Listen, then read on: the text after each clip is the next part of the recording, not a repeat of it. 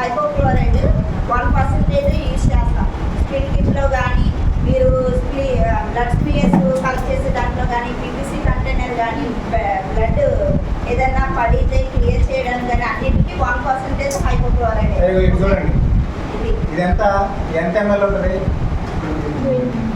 100 ml. ఇది 100 ml. ఇది 100 ml. అంటే మనకి 100 ml 1% అయిపో కావాలి. ఎంత కావాలి? 1%.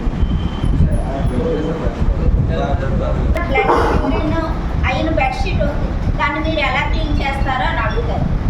అలాంటి బెడ్షీట్స్ ఎలా క్లీన్ చేయాలి, అది కూడా 1% హైపోలోని మీరు ఒక 15 minutes 15 to 20 minutes నానబెట్టాలి.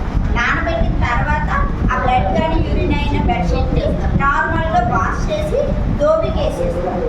అది నార్మల్గా ప్రొసీజర్. మనం 2 డబ్బాలు పెడతాం, ఎల్లో కలర్ ఒకటి, బ్లూ కలర్ ఒకటి. బ్లూ కలర్ ఇలా బ్లడ్